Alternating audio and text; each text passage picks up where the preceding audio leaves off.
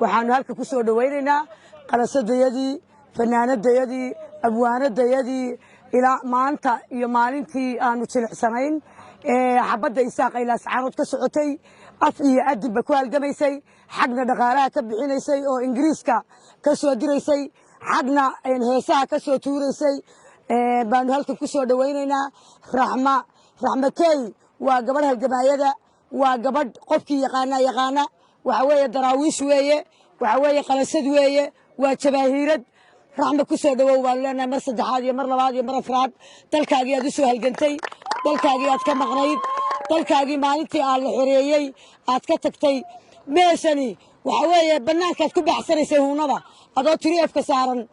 oo sita tuutaa waa meeshaad huunada ku baxsanaysay raxmahay waxa weeye ninkii aan ku yaqoon baan ku aqoon